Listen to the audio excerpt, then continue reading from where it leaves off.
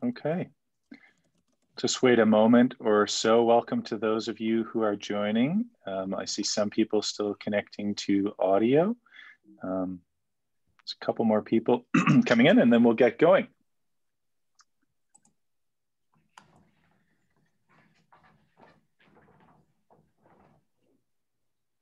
Okay, so welcome to Partnering for Success and Elevating Canadian Experiences webinar. My name is Trevor Benson and I'm the VP of Destination Development at the Culinary Tourism Alliance. I'm joined today by Camilo Montoya Guevara. Camilo? Hi everyone, welcome. Please note this webinar is being recorded for training purposes and potentially for reuse at a future time, so that those who are not able to attend can access it at a later date. This means that your names and/or contributions will not be associated with the content or future iterations of the webinar, but may pop up in a recording. First things first, if we had the pleasure of being connected with you today in person, then we'd absolutely want to start with acknowledging the land that we are gathering on, which is the traditional and unceded territory of the Ebegwitch Mi'kmaq First Nation. This said, we are connecting with you in the clouds via Zoom, so we want to begin by acknowledging the extraordinary value that Indigenous peoples across Canada, First Nations, Métis and Inuit, bring to the industry that we are so lucky to find ourselves, that is tourism. Through the combined efforts of several organizations, including the Indigenous Tourism Association of Canada, Indigenous Culinary of Associated Nations, and Indigenous Tourism Ontario, we at the CTA, Culinary Tourism Alliance, are seeing Indigenous culinary tourism take shape right before our eyes. And we look forward to seeing Indigenous culinary products and experiences elevate the tourism landscape in the years to come. At this time, we'd like to invite Kent Thompson, the Director of Finance and Food Tourism at Food Island Partnership, to say a few words. Great, thanks, Trevor. So as Trevor said, I'm Kent Thompson. So I'm the Director of Finance and Food Tourism with Food Island Partnership. And I'm excited about the webinar today. And for anyone that's just tuning in, this is kind of the intro webinar, and Trevor will go through this, but this will be about an hour and a half webinar, which is a cut down version of our 3-hour workshop that we'll be offering on November 9th and 10th virtually. So if after the session you wanted to get more details and take part in that 3-hour session, or if there's anyone that you know that really should have been here today or really needs to be there, they're just repeat sessions. So you can register on the 9th or the 10th, and that's just on the TaiPi website. So you can go in and register there. And as Trevor mentioned, this is a partnering project of our own. So we've worked with the Tourism Industry Association of PEI, Tourism PEI, Tourism Industry Association of Canada, as well as Trevor and Camilo's group, the Culinary Alliance, to help to engage and inspire industry. And I think now more than ever, we really need to look at how do we engage and inspire. That was the hardest season any of us have ever gone through. I hope we never have to do it again. But the reason that many survive and will survive going through is because we've partnered, we've worked, we know our neighbors, we can continue to partner with them. And I grew up, I laugh, I kind of grew up in food tourism unexpectedly. I grew up on a dairy farm along Route 2 in Prince Edward Island. And we used to get visitors that stopped in and wanted to watch us milk the cows. As a 12-year-old, I could never imagine why someone on vacation wanted to actually come in and see that. But I know it's popular and it's more and more now, you know. So as we've worked together with farmers and chefs to have more PEI food on the menus, we have experience operators that are giving tours of food processors, and all the culinary events that we've done in the past and hope to do again in the future. They're all based on partnerships. You know, those things don't happen alone. We are, you know, for the Food Island Partnership, we're a group of 4. So we regularly partner and see who can we work with to make these kinds of things happen. And I think it's important to kind of consider who were traditional and who are non-traditional tourism operators. You know, as we see some, you know, like the dairy farm that's not a traditional tourism operator. But if you can partner with a tour provider or somebody that could help, you know, making butter, doing those types of things in a kitchen, then it can really help to make some new and innovative product that helps people get their hands dirty, learns about the food, and longer term continues to buy PEI food, you know, when they're back home too. So I'm going to pass it back. Trevor is the VP of Destination Development with the Culinary Tourism Alliance, and he's joined today by Camilo Montoya Guevara, who's a Research and Evaluation Officer with the Culinary Tourism Alliance. And I've had a couple of experiences working with this team, and they work on projects in Canada, around the world. I think we're really lucky to have them here today. And so I'll introduce them here as take it over. If you do have questions as you're going through, just use the chat function and we'll be monitoring it. And if there's questions after the event, feel free to reach out to myself or Tai or Tourism PEI with Janet Wood and Trent Burt on how you can help make a product idea into something in reality. So without further ado, Trevor, I'll pass it back to you. Thanks so much, Kent. And certainly, I don't know if it's a blessing in disguise that we can be in different places all at the same time virtually. It's a pleasure to be with you today. Obviously, we'd like to be there in person, but as early as this morning, I was in Riyadh, Saudi Arabia on a panel for the Future Hospitality Summit. So, you know, we can achieve some things in this virtual world. On behalf of the Culinary Tourism Alliance, Camille and I certainly welcome you. The Culinary Tourism Alliance, for those who are not necessarily aware of our organization, used to be called the Ontario Culinary Tourism Alliance. We established in 2006 to implement our province's culinary tourism strategy and action plan, and we incorporated as a non-for-profit organization in 2011 to support growing food tourism, culinary tourism, both near and far. Our mission is simple. It's to bridge the gap between the food and drink and tourism industries. And we have a vision that culinary tourism becomes a meaningful and sustainable contributor to local economies and destinations worldwide. I'll quickly go over kind of our work, which falls into three main categories. One of them is local programming.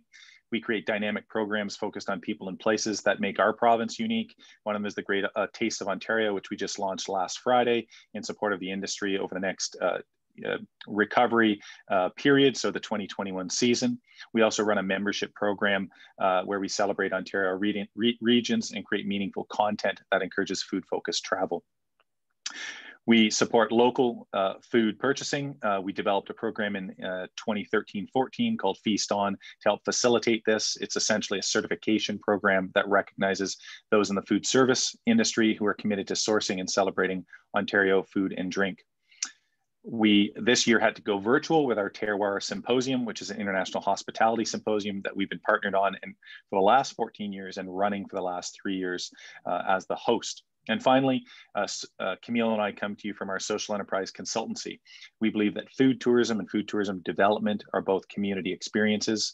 And through our social enterprise consulting work, we have the pleasure of working with communities of all shapes and sizes to develop culinary tourism to their benefit and the benefit of their stakeholders. For today's conversation, as Kent mentioned, we're kind of paring down a 3-hour workshop into about an hour and a half that we'll have with all of you.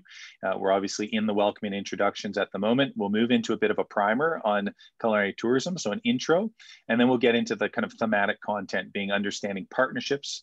We'll talk about co-creating value, creating strong partnerships, challenges, exploring challenges as opportunities, and some kind of concluding calls to action.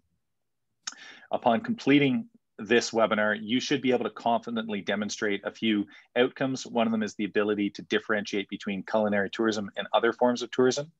You should be comfortable describing the breadth and diversity of businesses involved in culinary tourism. Explain why culinary tourism should be taken seriously by any business involved in servicing the needs of visitors. Explaining why partnerships are particularly important to culinary tourism. Expanding upon the different types of partners, maybe examples of the types of resources that partners may contribute, along with the elements that make up strong partnerships. And finally, identifying some of the challenges and opportunities associated with partnerships. There'll be a few occasions for you to participate today. One of them is through polls. There's, I believe, 4 polls spread across this webinar. We encourage you to use the chat functionality. If you've been in Zoom kind of for your day thus far, you should be familiar with the chat functionality. And I know I'll be looking at the chat, and Kent and Connie from Tourism Industry Association of Canada and Camilo.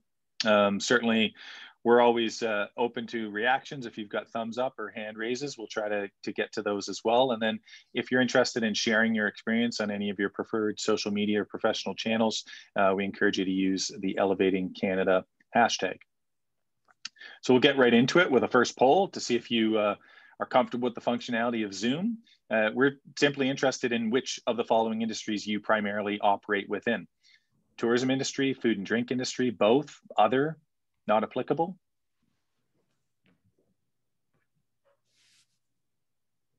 And I should say, as we're waiting for the responses to come in, we often situate, and you'll see Camilo's going to get into a presentation in a moment, culinary tourism or food tourism right at the interface between these two industries. So we're seeing most people today in the tourism industry, a lot in both and some in other. So I'm just going to end the poll now and see if we can share the results. So as you can see here, about a little over half and in tourism specifically, and a lot of you in both. So that's good for us to know. And oftentimes we have kind of different mixes, but many businesses identify, or many organizations identify with both. So with that, I'm going to turn it over to Camilo to get us into a bit of an introduction to culinary tourism. Perfect. So let's jump right in to talking about culinary tourism. The part of this webinar that we'll be focusing on is bridging the gap between the food and drink and travel industries. And we can start with the obvious question: why is this presentation called Bridging the Gap Between the Food and Drink and Tourism Industries? And is there a gap? And if so, why do we need to bridge it? So fact of the matter is that many food and beverage businesses don't think of themselves as tourism businesses, but all businesses operating in a destination that serve food and beverage need to be open and ready to meet the needs of visitors, as well as their demands. So similarly, not all tourism businesses harness the value that local food and drink can bring into their product and service offering. So this is how we get attractions, for example, museums selling food that has nothing to do with the place in which they operate. Know that this situation is not unique to Canada. In fact, destinations all over the world are continuing to serve food and drink that they feel visitors want instead of what visitor demands are showing, which is higher quality food and drink that reflects the place in which the food is being served. So what does it mean to bring these two industries together through culinary tourism development? In short, it means localizing economic impact while generating increased visitor demand by offering more meaningful and multi-sensory experiences that reflect place. So considering the realities that the food and drink and tourism industries are currently facing, we're in the midst of a worldwide pandemic. Culinary tourism in the post-pandemic era also means a potential shift towards a tourism business model that is more closely connected to local food systems. And this may help build both resiliency and sustainability into the industry. And although this webinar is not focused on COVID-19 recovery, it is something that we'll be touching on in terms of partnership development for culinary tourism.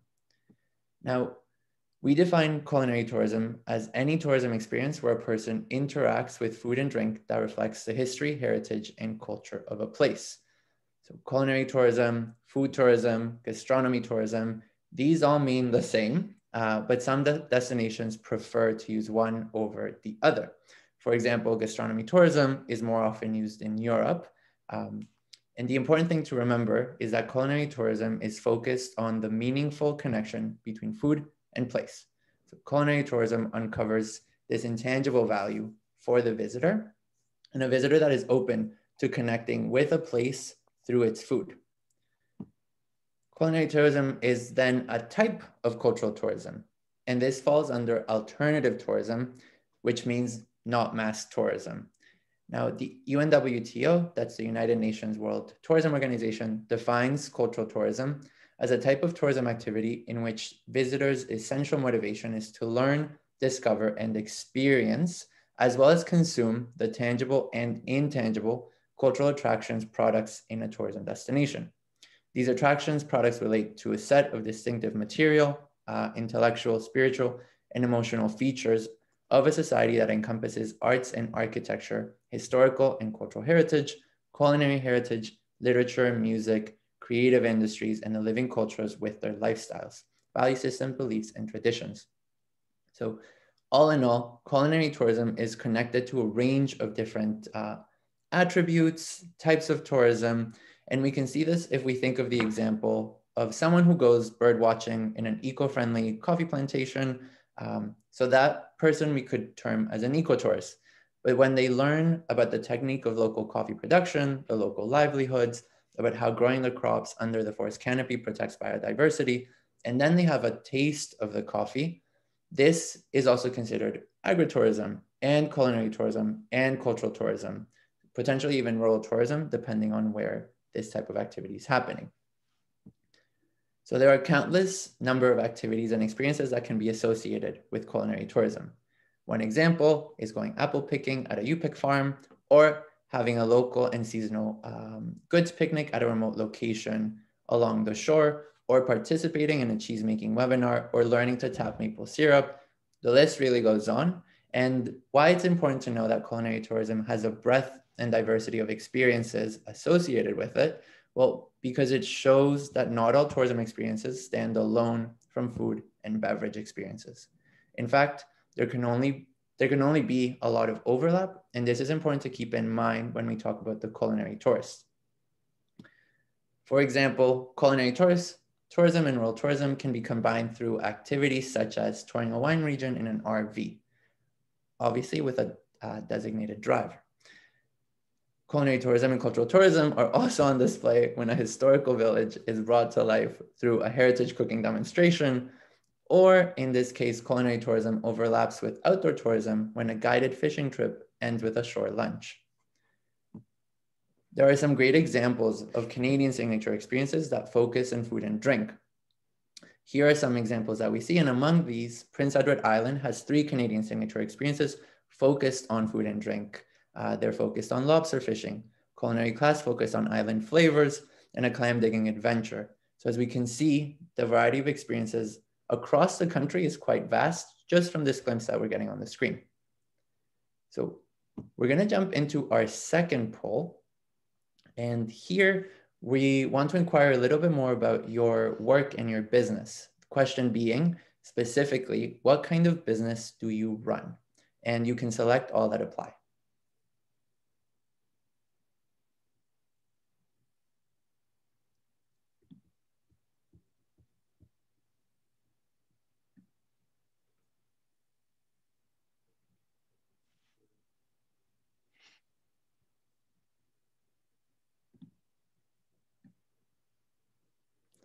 Okay, we're about halfway there with the answers, so maybe 30 more seconds.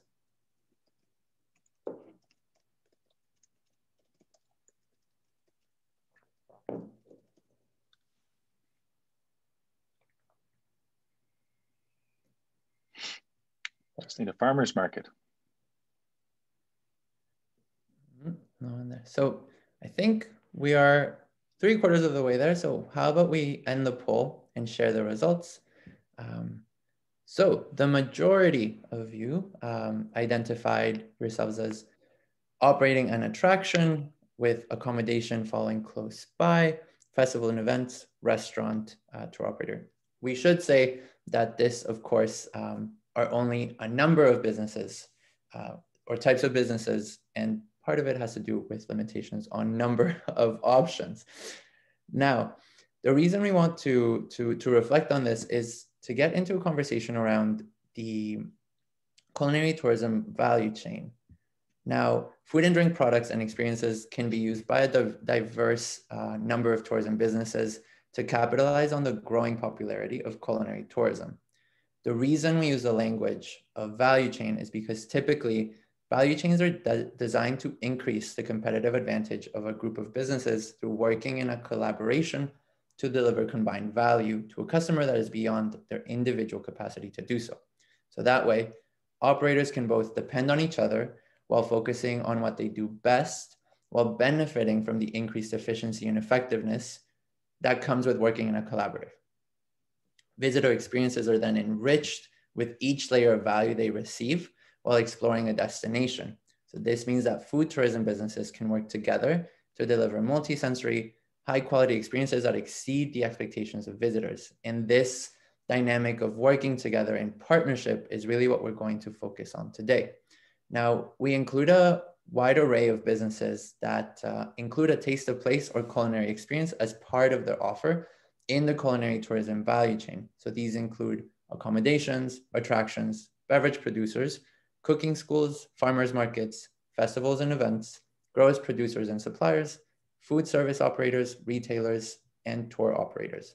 Of course, there are a ton of other businesses within the culinary tourism system, such as food distributors, but since they're not visitor facing, we do not identify them in the culinary tourism value chain. Now, if we move over to talking about the culinary tourist, when we use the language of a culinary tourist, for many people, this brings up images of an individual sitting in a fancy restaurant, maybe one known for molecular gastronomy, snapping photos away on their phone that they're later going to upload on Instagram. And although this person is very much a culinary tourist, they are but one example of a much larger market segment. So in fact, culinary tourists are a very diverse group that is motivated by experiential travel, and they're individuals that really want to connect with the places that they visit. In other words, culinary tourists are visitors who plan their trips partially or totally in order to taste the cuisine of a place. This can include visitors looking for exclusive meals at high-end restaurants, as well as those craving street food experiences at market stalls.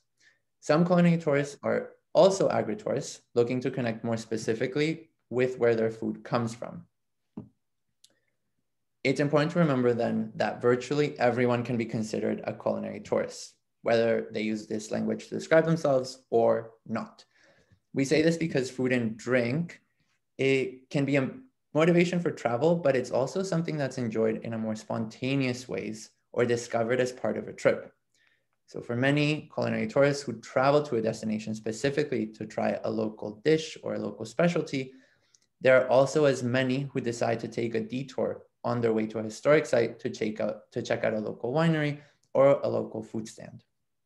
So the broader group of culinary tourists are sometimes referred to as food-connected consumers. That is, people who have a general interest in connecting with food, as well as making informed decisions, food-focused decisions. So all this said and done, all visitors to a destination must eat, and there's a tremendous potential to leverage this caloric requirement. So if we're open to thinking beyond the archetype foodie as a culinary tourist, then this opens up a lot of opportunities to attract new customers. If we think about the future of culinary tourism, it might be a significant time before we see scenes similar to those in the pre-pandemic times. So scenes of people dining together in close proximity or mingling freely at a farmer's market or an event. But what we do know is that before COVID-19, experiential travel was on the rise, and that is likely to continue. So people are seeking human connection, and even more so in a post-COVID context. Right now, we're in a situation where we are online for a reason, and that takes away the human connection that we had the opportunity to experience before. And if we connect that to culinary tourism offers hands-on multisensory experiences.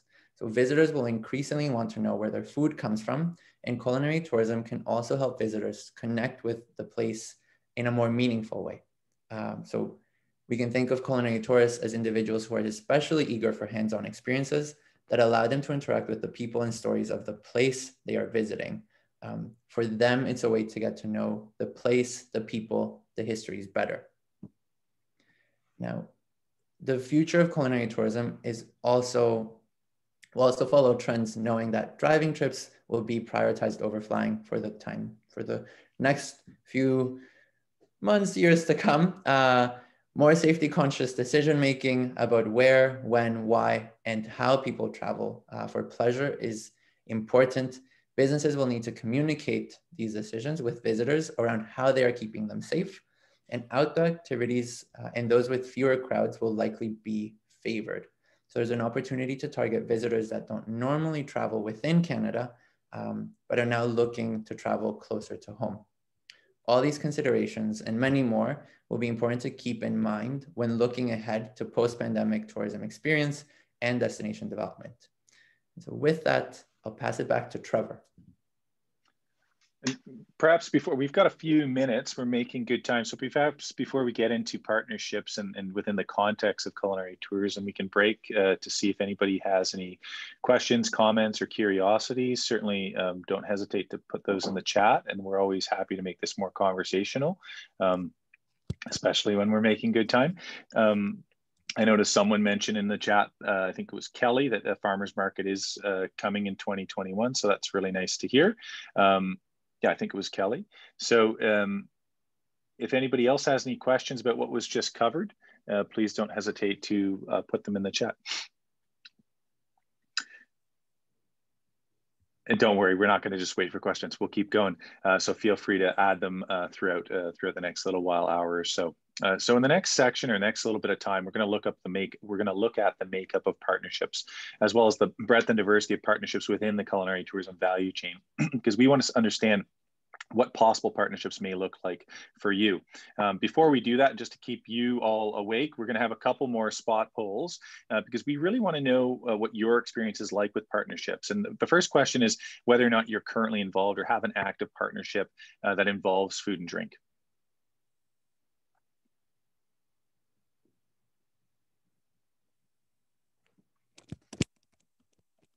And of course, we haven't gotten into how we understand partnerships. So it's how you understand partnerships. Would you feel that you're in a partnership with another business, individual, organization, government?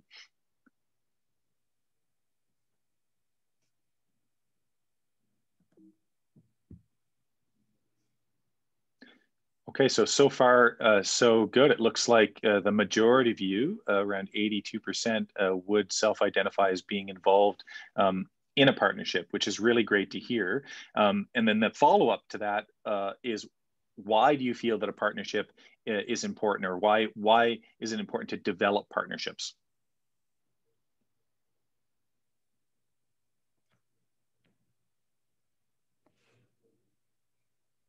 So is it to pool financial resources? Is it to cross-promote? Is it to fill in gaps that you may have in capacity or skills? Wow, so far it's right across the gamut.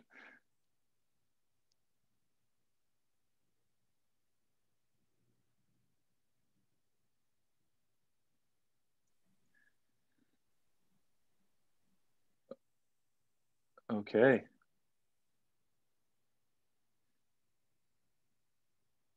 So we're seeing on our side, and we'll publish the results in just 1 second, that those of you who are in partnerships or those of you who have perceptions of partnerships are certainly selecting the majority of these options, and see partnerships ideally as playing multiple roles depending on who's involved in them. So we'll end the poll and just show you the results here for a second.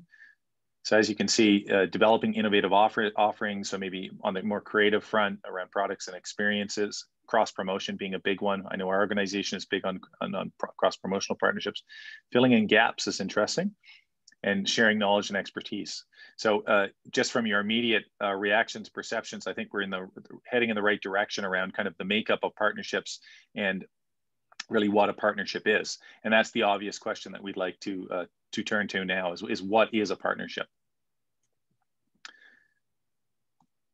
So according to the Partnerships for Sustainable Development Goals, the SDGs, platform of the United Nations, a partnership is defined as a voluntary and collaborative relationship between various parties in which all participants agree to work to achieve a common purpose or to undertake a specific task, and as mutually agreed to share the risks and responsibilities associated with that task, along with resources and benefits.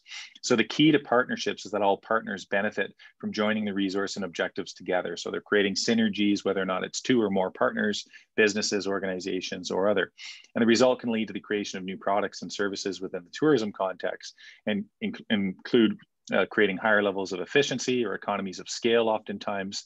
And we want you to hear that as savings, potentially be cost savvy when it comes to partnerships. It can also create opportunities and lead to situations where there's less risk and more reward for all those involved. So what types of partnerships exist? according to the UNWTO, there are 7 types of partnerships that are important to consider in the development of culinary tourism. And each of these have different objectives and associated benefits and risks. So it's important to note that sponsorships and grants here are not considered partnerships, because if we think about kind of the exchange of goods or resources and communications, the reason why we don't include grants and sponsorships, the fact that both partners are not sharing the risk and rewards associated with working together oftentimes. So if we turn to kind of more tangible or specific cases of partnerships, the first one we want to highlight is when you are coming together with another business or organization to share resources and gain benefit that you couldn't afford on your own. And this is called a consortium partnership. So an example of a consortium partnership could be 2 restaurants partnering to cater for a large event. Perhaps if we were in person today and there was a reception associated with the AGM, the conference, or even putting together a fall flavors signature event that neither of you or one person alone couldn't cater, forming some form of consortium partnership to either bid on that work or to service that work is an example here. A second type of partnership is when you bring together different skills or resources to pursue an opportunity. And this could also be known as a joint venture partnership. So these types of initiatives usually have their own legal form or corporate entity. An example of that from the context or from the world of culinary tourism could be a local brewery or distiller, a restaurant, and a community organization, potentially a transportation provider coming together to develop a new local food tour business to attract visitors. So each in their own right may not be able to achieve that by themselves, but as a kind of a joint venture, they're able to set up a new company to be able to service visitors through that food tour. A third type of partnership is usually a longer term agreement to achieve common objectives, or a strategic alliance partnership. And it has strategic in the name because the objectives of the partnership are essential to your overall business or market development strategy. So an example of a strategic alliance partnership is when, say, an accommodation provider works with Kent over at Food Island Partnership to reach a larger audience and customer base. A fourth type of partnership would be an agreement to market your partner's products or services through joint promotion. So think of cross promotion, also known as cooperative marketing partnership. So this is usually done to maximize distribution networks of various partners to reach a larger market for your products and services. So an example of a co-op marketing campaign is when one business is promoting another along with its products and services and to its customers, and then vice versa, the other business is promoting their products and services or those of another business to their customers. A fifth type of partnership is when your business when you partner your business with a different industry. So this may be when there's complementary skills or resources that are required, and if linked, you can create more value, sometimes intangible value or material value, depending on the partnership. And this would be known as a value chain relationship partnership. So this partnership is usually tightly connected with many overlapping activities happening in different areas of your business. So an example of a value chain partnership from the world of culinary tourism would be if you had access to a local designer or agency potentially, or craftsperson or maker, and you ran a food truck and you partnered with that designer to create maybe a takeaway menu card or something like a postcard that could double as something that your visitors could take home or send to a friend or relative. And you're achieving kind of two things with one there, where you're kind of showcasing the works of a local artist while also having some functionality associated with your marketing materials. The second last type of partnership is when several businesses form an alliance where members collaborate to meet common objectives. This is known as an organization network partnership. So I would argue that Food Island Partnership is a good example of an industry-led organization working to establish Prince Edward Island as an internationally recognized place for premium food products, as well as high-quality culinary tourism experiences. And then finally, you can localize economic impact by partnering with other local businesses in your community to support your local economy, ensuring that more culinary tourism dollars are remaining within the local area. So in addition to the financial benefits, partnering with other local businesses supports community pride or cultivation of pride and pride in place. And this is something that really helps to attract visitors looking for a unique culinary tourism experience. So what are the benefits of a partnership? Well, the first benefit is that you can pool your resources together with your partner to either amplify your efforts towards your shared objective or reduce costs of your efforts. You can also fill in gaps, as we had in the poll there, by forming a partnership with a business that offers something that you currently don't provide to your customers as a result of a lack of capacity, potentially, lack of resources, or lack of time. You can certainly benefit from leveraging the expertise of your partner if your partner is bringing different expertise to the partnership and learning from their knowledge and skills, improving your own knowledge and skill sets and performance ultimately. So a bit of an interdependent relationship there when you're able to trade skills and information and knowledge. You can certainly add credibility to your business through a partnership by partnering with other businesses that have a well-established reputation and brand in your specific industry.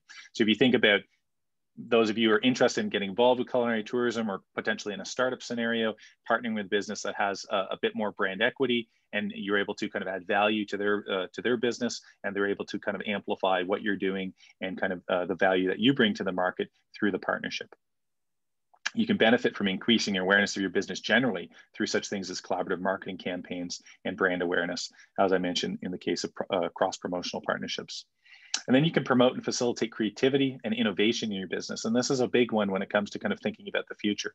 By collaborating with a business that offers something different than yours, new and unique products and experiences can be developed, or inspirations can come about through those kind of partnership communications. And you can add new value to your current offerings and have a stronger value proposition. And finally, and potentially most importantly, is that you can localize economic impact. By partnering with other local businesses in your community, you're supporting the local economy and ensuring that more culinary tourism dollars are remaining within your local area. So in addition to the financial benefits, partnering with other local businesses supports community pride and pride of place, as I mentioned, and it's something that really helps attract visitors who are looking for unique culinary tourism experiences. So I'm going to turn it over to Camilo to talk about the possibilities within the context of partnerships. Thank you. So now that we've gone over the makeup of partnerships, including the benefits of having a partnership, as well as we're starting to think about our own experiences in terms of partnerships that and how they apply to ourselves, hopefully, we want to think about what partnership possibilities exist within culinary tourism for you and your business, so or your organization. So in the presentation coming up, we're going to look at culinary tourism value chain and think about the diversity within each type of business to expand possibilities of unique partnership that can produce unique added value to your current culinary tourism offering. So as a refresher, the culinary tourism value chain is made up of visitor-facing businesses that have the potential to contribute to and benefit from the development of food tourism. So visitor experiences are enriched with each layer of value they receive while exploring a destination. And culinary tourism businesses can work together to deliver culinary tourism experiences in a wide range of ways, just as Trevor has covered in terms of the different types of partnerships. It's interesting to think in terms of providing some context as to how many unique partnership possibilities exist. So if two businesses from different parts of the culinary tourism value chain partner together, there's a possibility of 45 unique partnership combinations. If three businesses from three different parts of the value chain partnered, there would be 120 unique partnership combinations. And this sort of keeps growing as the partnership expands. So think about this as we go through the 10 business types in the culinary tourism value chain and the diversity of unique partnership possibilities. Keeping in mind the unique partnership possibilities between different business types, if we consider the diversity of businesses within each business type, this really expands the types of partnerships. So the diversity of accommodation types within the culinary tourism value chain include hotels, motels, cottages, cabins, bed and breakfasts, Airbnbs or campsites. An example of a partnership is a bed and breakfast that partners with a local farmer to supply ingredients to make the breakfast. So the eggs, the bacon, the sausage, the potatoes, and a local forager to offer visitors mushrooms and teas as part of the breakfast. Another example in the attractions category. So an example of museums, art galleries, cultural heritage sites, national or provincial parks, going about collaborative partnerships. One example is the farm forage and fiddle experience at the Orwell Corner Historic Village, where visitors forge their spoons with the blacksmith and then learn to play them with a fiddle, also learning traditional square dancing, as I learned from the website, and then have the opportunity to share a meal prepared by by the village chef. In terms of the beverage producers, so these include breweries, microbreweries, wineries, distilleries, meaderies, cideries, coffee roasters, juice bars. And so when a golf course sources local beers or partners with a beverage producer to host an event or offer tastings, this type of partnership ties the golf course to its location and benefits the brewery by augmenting visibility. Cooking schools can be at a community center, cultural center, at a local college or university, or even sometimes at a grocery store. An example of a partnership is a cooking school partnering with a local festival or event, such as a powwow, to offer cooking webinars to visitors. Farmers markets can be at your local municipal market. It can be a farmers market at the local college or university, a neighborhood farmers market, or a pop-up farmers market. It can be a seasonal market, an indoor or outdoor market. So there are a range of different types of markets. And now we've seen a growth in online farmers markets as well. An example of a partnership is a farmers market partnering with a tour operator to offer a farmers market tour. If we look at festival and events, these can be events during national holidays, local cultural events, music events, neighborhood events. And an example of a partnership is a festival partnering with a brewery or microbrewery to offer visitors beverages at a reduced price, or a set of beverages in terms of tasting. Restaurants can include diners, coffee shops, fine dining, food trucks, food stands.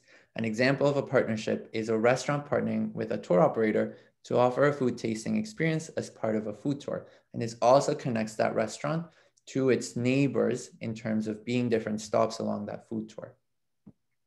If we're looking at retailers, this can include local grocery stores, convenience stores, gas stations, online shops.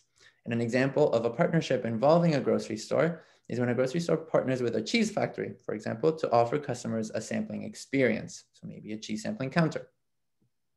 And lastly, if we think about tour operators, this can be walking tours, cycling tours, private vehicle tours that are directly or indirectly integrating food and drink into their offering. This means that they could be focused on food and drink, such as a food tour, or they could simply be a historic tour of an area that incorporates food and drink. An example of a partnership is a boat tour operator partnering with a restaurant and microbrewery to offer visitors a boat tour dining experience. Now, we've looked at some of the examples. We're going to now move over to co-creating value through partnership. And perhaps before we do, Kelly, Lee, if I'm able to pick on you, if you're open to it, I know you've put in the chat a couple really great comments. One of them to everyone a moment ago around partnership with Orwell Corner. Are you able to kind of share some more about that partnership, maybe how it came to fruition, some of the benefits that you see coming out of it? Yeah, I think it was a great opportunity. I'm not located on the water, and that's kind of PEI, as everybody wants a beach. So I wanted to look for something different. So I'm only 5 minutes away from Orwell Corner. So they come and they do the loop and they pick customers up with the horse and carriage, and they go and they can do an experience or a day pass. And then they'll take them back on their time, whatever they choose. So then I just recently bought a 48 Chrysler. So I would like to actually look at doing maybe another opportunity to go to another either McPhail, Homestead, or even Montague, somewhere, and they can go another experience by the antique car. Amazing, amazing. And both kind of transportation related, which kind of reminds me of some conversations I had earlier today. We're supporting some businesses located in rural Saskatchewan and developing immersive experiences. And, you know, we talk about sometimes partnerships filling a gap. Like, I think one of the pains or challenges for all of these businesses developing these experiences, the fact that they're fairly difficult to get to. And certainly, you know, if you're not primarily looking at locals in the future, but also potentially those from further afield, having access to a vehicle to get out of these experiences is challenging. So, you know, whether or not it's a municipal public asset like a bus, or potentially someone who's operating some other form of like transportation, this is where, you know, a partner can really come in and provide a service, as well as hopefully receive other types of benefits, either promotion for example, the horse and carriage company or business, or simply just revenue. Yeah. Are there is there anybody else? I know we've got a lot of people participating today. Is there anybody else involved in a partnership that you're interested in sharing, either via the chat, or certainly we're happy if you share kind of via the unmute button?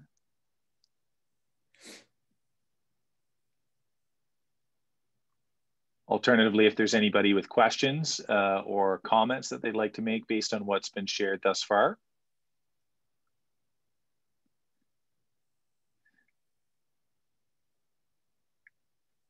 Okay. Well, with that, then we will turn to co-creating value. So this is something that we're really keen on thinking about, and hopefully a bit of kind of a perspective change on partnerships and kind of the language we use and bring to prospective partnerships.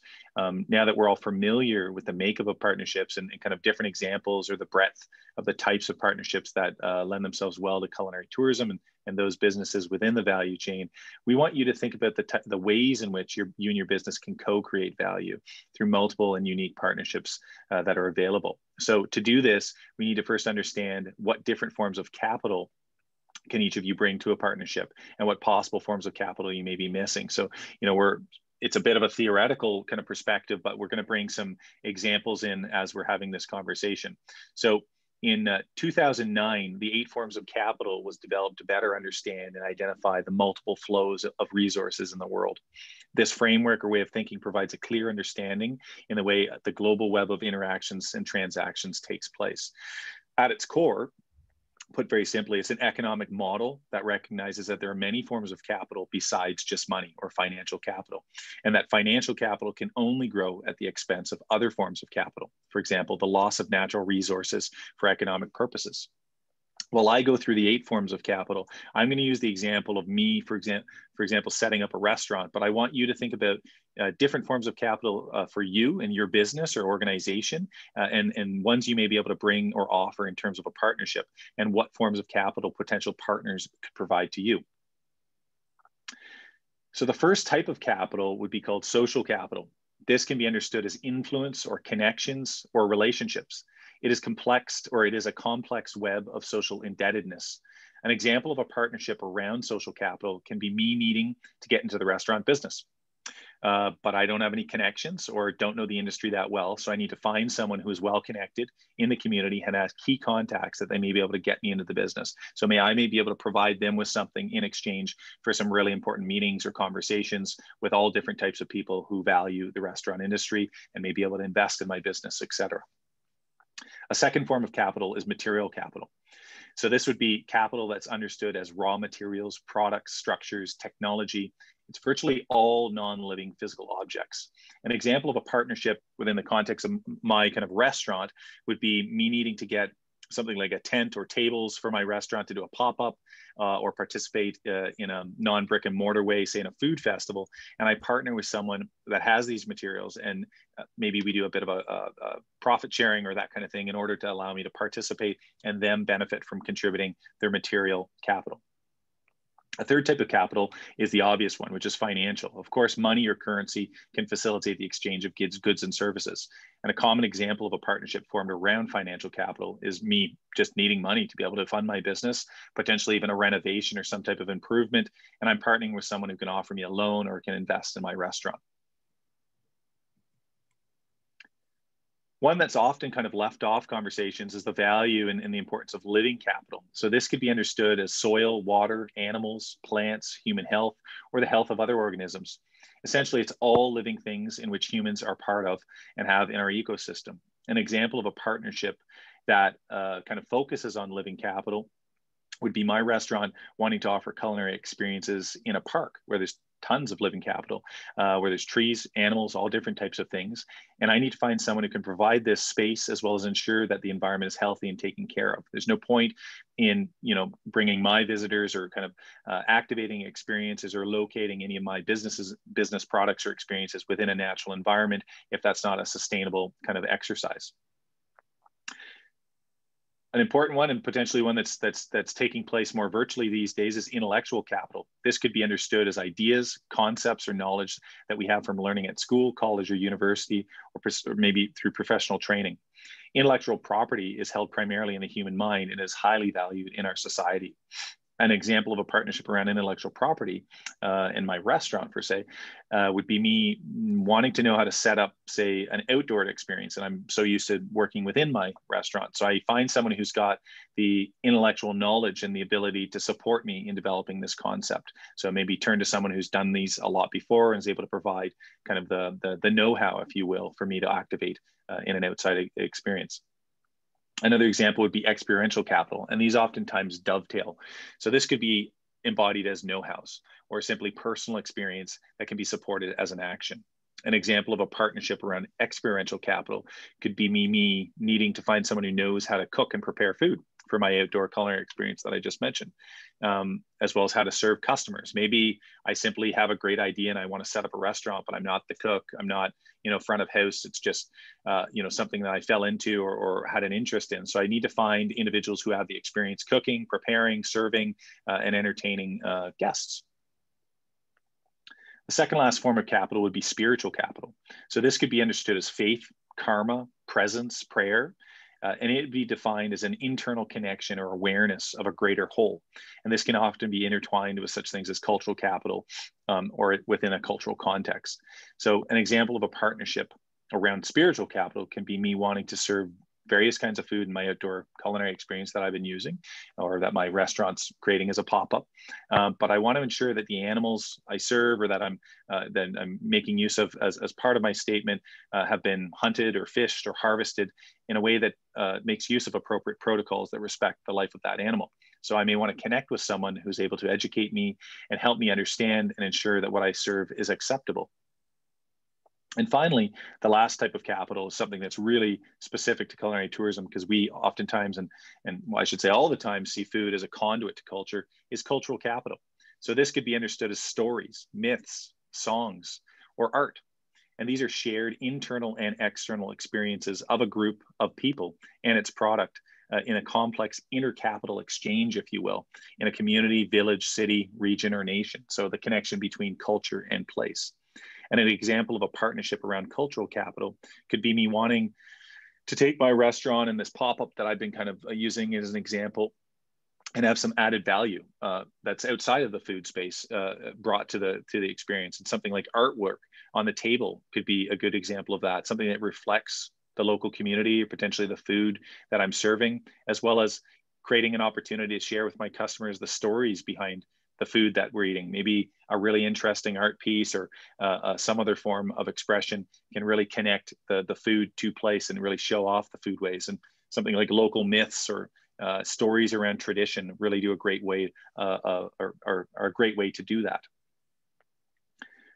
One of the things that is important for me to note when it comes to co-creating value in these kind of different capital pools or flows in the context of the 8 forms of capital is that they're not always exchanged, you know, capital for capital. It's not financial capital for financial capital, strict loan in terms in exchange or investment in exchange for a dividend. Oftentimes you have the exchange of one form of capital for another form of capital. So intercapital flows. A good example would be when you go to school, you're oftentimes paying financial capital or exchanging financial capital for intellectual capital.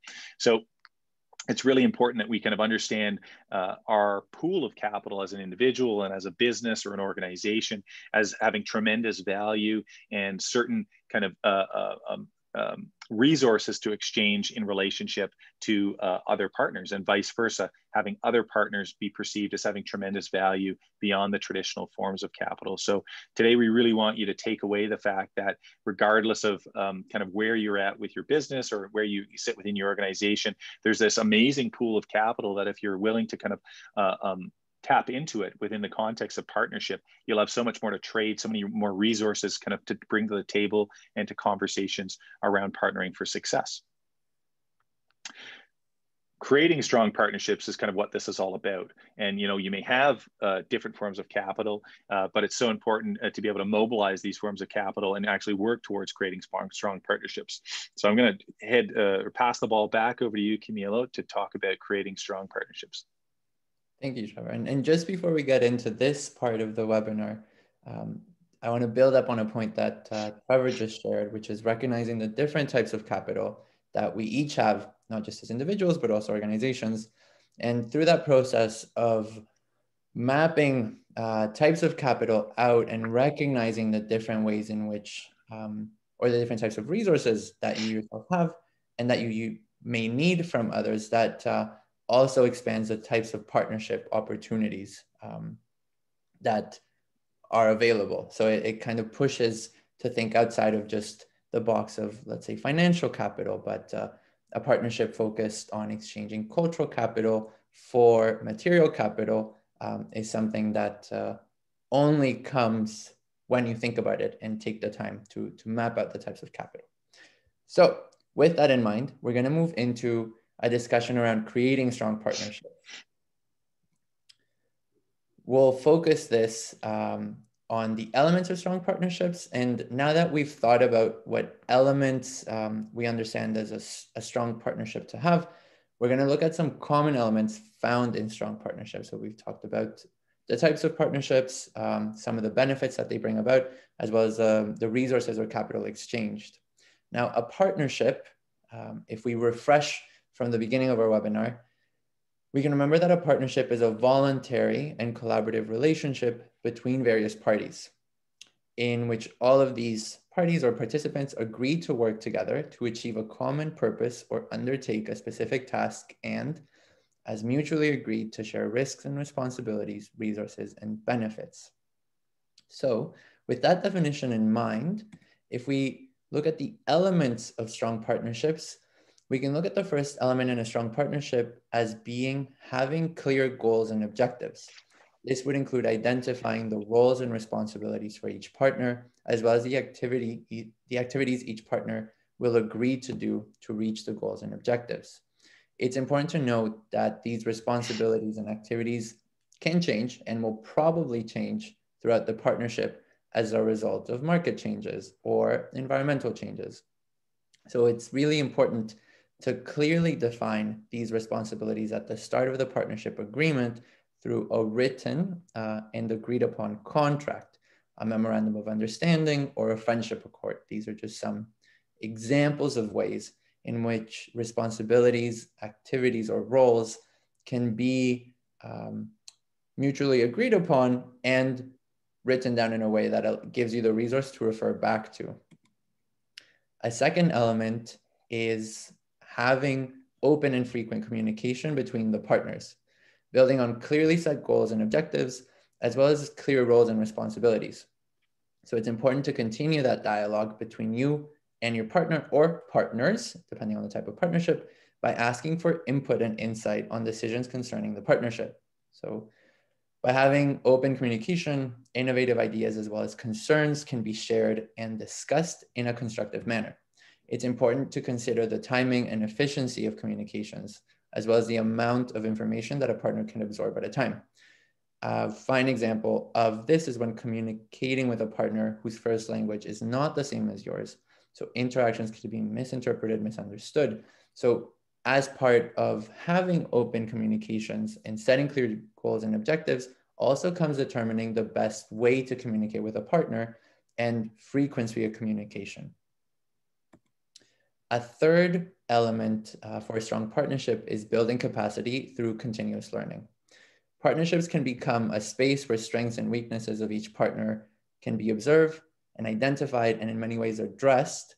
And this can become a great opportunity to address the gaps identified in each partner's capabilities through capacity building. So additionally, as the partnership develops and as external factors change, new gaps in knowledge or gaps in experience may be identified that are essential for long-term sustainability of that partnership. So for example, the fast-paced changes in new technology and tools is one way in which gaps in knowledge emerge and opportunities for capacity building also emerge. Or we can think about the current context of COVID-19 and the necessity and opportunities to build capacity within partnerships based on how we've changed the way we're working. Another example, so the fourth element of a strong partnership is having indicators and measurements that can be the basis for evaluating the effectiveness and success of the partnership. This is a way to objectively determine whether the investment made, both financial and non-financial, was worth the effort. So these indicators and measurements can be quantitative or qualitative. The important thing is that these indicators and measurements reflect the goals and objectives identified at the start of the partnership. So much like goals and objectives are identified at the beginning, so are targets for measurement and indicators of success discussed at the beginning of a partnership. Another benefit of having indicators and measurements is the ability to provide potential investors with backed up data regarding the performance of the business or of the partnership more broadly. A fifth element of a strong partnership is having adequate resourcing. It's important to ensure that the human and financial resources required to achieve the goals and objectives set out at the beginning of the partnership are available. In many cases, partners are interested and willing to make a partnership thrive, but the day-to-day work of their respective businesses can cause challenges to work with their partners and further develop the partnership. So ensuring that you have enough time or financial capital to service the partnership will ensure you fulfill your responsibilities for a successful partnership. And lastly, the sixth element of a strong partnership is the planning and management of the partnership. So because culinary tourism industry is subject to many external factors that can change at any time, again, we're in COVID-19, a lot has changed. It's important to plan for possible changes and identify risk management mechanism. So it's important that partnerships be proactive in the planning and risk management of their businesses and relationship, and not reactive to sudden changes in the industry. So for this reason, it's important that each partner be honest with one another as to what capacities they have and what associated risks there may be on a continuous basis. Partnerships that assess the risk and opportunities on a continuous basis will be the most resilient within the external factors and industry change. So this doesn't mean that all risks need to be planned for. As we know, some you don't see coming, but having that as part of partnership planning and the conversation is an incredibly important factor in creating strong partnerships. We'll pause here for just a moment in case anyone has any questions regarding the elements of creating strong partnerships. Feel free to write your comments or questions in the chat. And if not, I will throw the ball back to Trevor. I think Camilo's starting to point to the elephant in the room, or I guess in this case, the elephant in the clouds, as we're all on Zoom. And that's around challenges. We can't talk about partnerships without addressing challenges that come along with these. Oftentimes those that are unforeseen, some of those that may be expected but hoped not to come to fruition. But many of these challenges point to great opportunities. So we have a few minutes, and it'd be great for us to kind of get a sense of how you perceive partnerships and the challenges associated with those. And, you know, maybe by just simple reflection, can you share via the chat what would you see as a challenge being associated with a partnership that you have been involved in or had considered in the past, and potentially how you might have overcome that challenge? So is anybody, I think we had about 14 or 17 people indicating in one of the polls that they were involved in a partnership in relation to food and drink in the past. Has anybody encountered a challenge that they may not have foreseen? How might you have overcome that? Or what is a challenge that you would associate with getting involved in a partnership?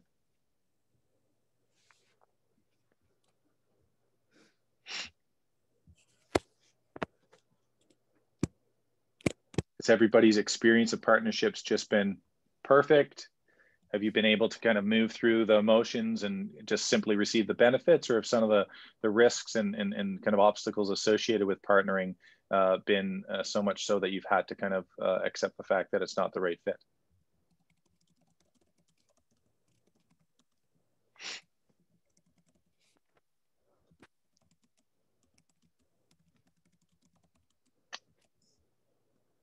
Okay, so I don't think I see anything coming through the chat, which is totally fine. What we'll do is we'll get into some of the challenges that kind of we've unearthed through our research and through our experiences, and kind of hone in on these.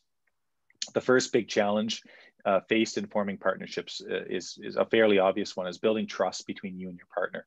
So this challenge can also present itself as an opportunity to start off right from the get-go, having open, honest, and regular communication between partners. So we can't stress how important regular and ongoing kind of in-person preferably, but communications between partners will be to the success of that partnership. It can lead to in innovative thinking, ideation, and other kind of wins that you wouldn't necessarily associate with maybe your terms of agreement or the partnership you got into, and these can kind of be unforeseen benefits.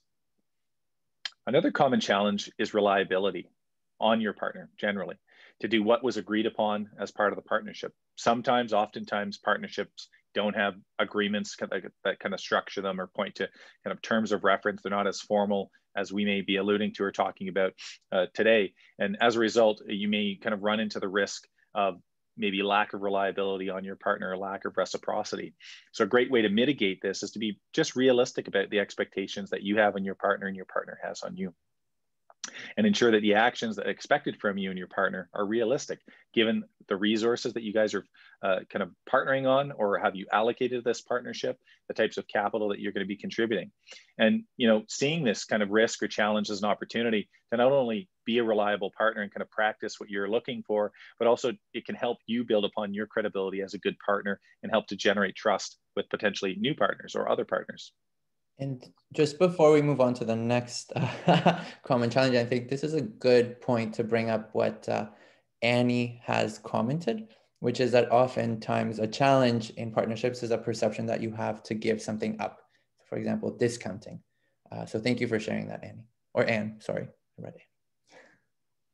And that's kind of, there's an interdependency and or kind of expectation associated with kind of that partnership you've just described. But I think this is where, you know, every partner has it's their right or their obligation to look for, you know, what's in it for their business or for themselves. I think for it to be truly reciprocal.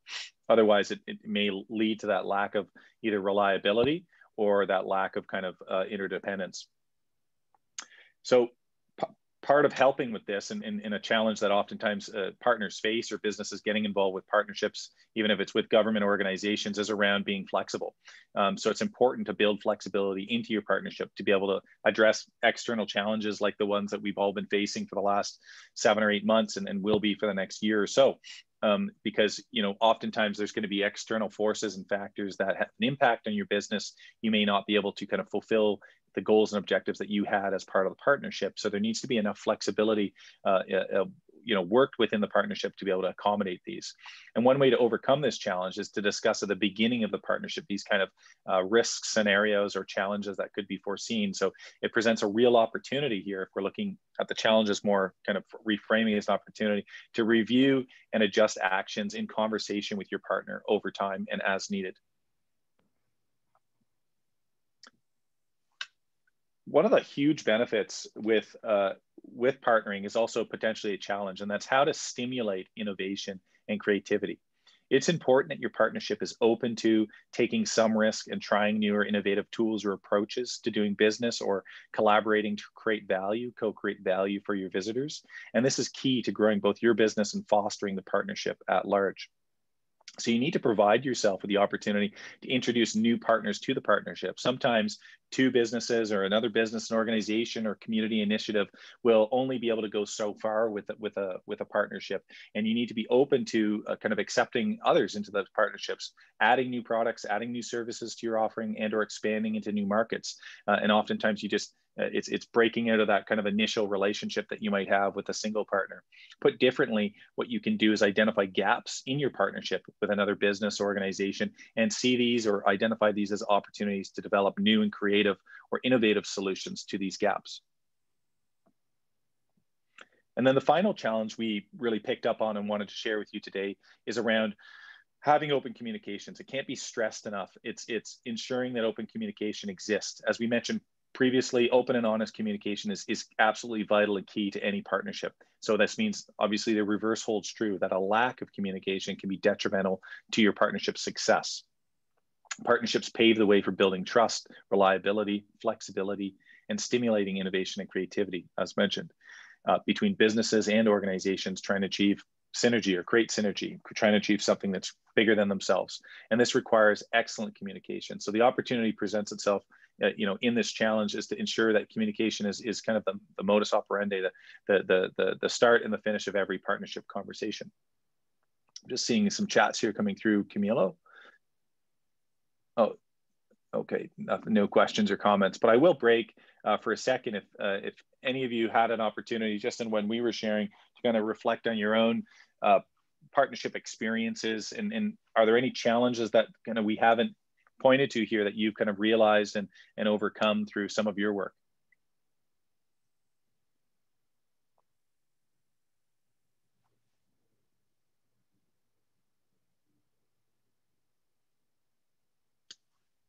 Okay, well, we'll move on. I think we're making good time, that if any of you do have an interest in sticking around, we're happy to do so. But we'd like to kind of start wrapping up this conversation today with some calls to action and some concluding remarks. So it's no surprise that a lot of the challenges, or pretty much all of the challenges that Trevor presented on, have a direct connection to the strong elements of a partnership, with the elements that make up a strong partnership. So really underlining the importance of having a shared understanding from the very beginning, and addressing some of those factors such as communication, reliability. And now we want to move over to what to do with this information. So we're moving to the last item in the agenda, which is our calls to action. So we'd like to reflect on everything that we've gone over today and think about how you can apply this knowledge to your personal context. So knowing what partnerships you currently have, are there things you can discuss with your partner to improve the partnership? Are there new partnership opportunities you're thinking about that you should consider, perhaps bringing on a new partner? Is there capital you can offer in a partnership that you hadn't considered beforehand? And as I ask these questions, please feel free to share your reflections in the chat, as it adds so much value to the content that we're presenting on. Now, in terms of calls to action to harness the growth potential that partnerships can bring in culinary tourism, well, the first one is identifying your current forms of capital. Before we break for today, or before we say goodbye, we want to leave you with 5 tangible calls to action. The first one being thinking about the capital we've presented and what forms of capital can you bring to the table in a partnership. The second call to action is identifying your current partnership and evaluating their effectiveness. Are there things that are working well? Are there things that need to change that should be discussed with your partner? The third item to think about in action is identifying the gaps and challenges in your current offering and service. So after evaluating your partnerships, are there areas that you can improve on or need to build on for the success of your business organization? So what are these areas, and what are the gaps that you need to address? And by looking at those gaps, then that gives you a better idea of who to partner with. So who to reach out to, those people that may be offering the capital that you are currently not identifying for yourself. A fourth call to action is identifying opportunities to address the gaps in your offering and service. So connected to what I just said in terms of identifying the gaps, then move on to identifying the opportunities. In many cases, a gap or challenge becomes an opportunity, much like Trevor has positioned our overview of the challenges in partnerships. So don't be afraid to explore it and think outside the box, thinking about the types of capital and the successful, the elements of a successful partnership. And lastly, the last call to action is to identify potential local businesses or organizations to partner with. By forming your partnerships with your neighbors in the community that you're within, and you're not just supporting your local community through the retention of capital in the area, but you're also adding value to your offering and service because they are local, and through that, you're supporting pride of place and helping to create pride of place. So having gone over these 5 calls to actions, we're just gonna go over what we've covered today. So in the time we've had together, we've had the opportunity to look at an introduction to culinary tourism, and this presentation really focused on bridging the gap between food and drink and the tourism industries, including some considerations around how the industry has adapted and will continue to change post-COVID-19. Secondly, we looked at understanding partnerships, which was a presentation on what is a partnership, including what are some types of partnerships and the benefits of partnerships. And we followed this by looking at co-creating value. So a presentation on partnering possibilities, including the breadth and diversity of the culinary tourism value chain, to look at the wide array of partnership possibilities available within our industry or our space. We then moved on to talking about creating strong partnerships. And this was really an overview of the key elements needed to create strong culinary tourism partnerships, from where we move the conversation over to challenges and opportunities around partnerships. And finally, the calls to action, which is just a friendly reminder of what we've covered during this webinar and how it can go about being actioned on your end.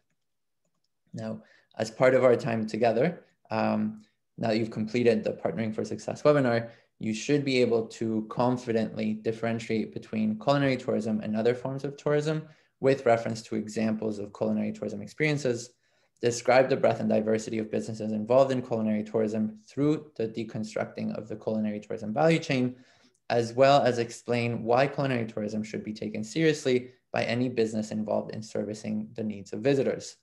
We've also focused on explaining why partnerships are particularly important to culinary tourism, expanding on the breadth of culinary tourism partners, providing examples of the diverse resources and capital that partners can contribute, and describing the elements that make up a strong culinary tourism partnership, as well as recognizing the challenges and opportunities associated with culinary tourism partnerships.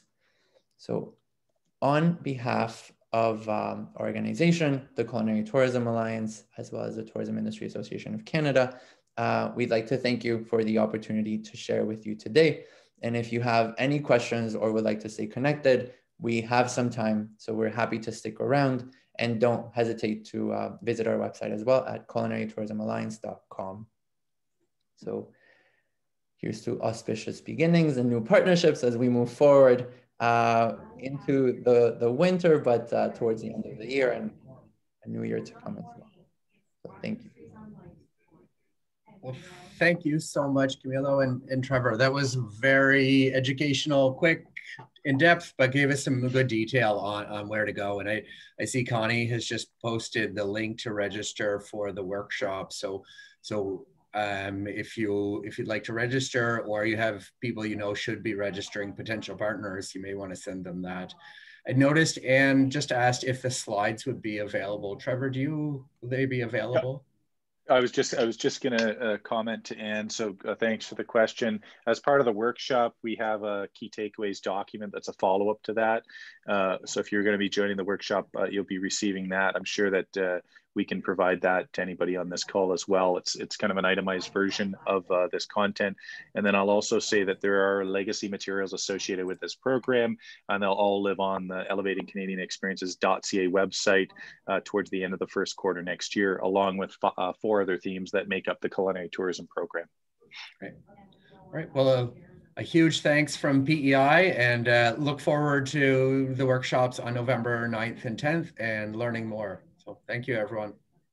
Thanks again, everybody. Thank you for joining.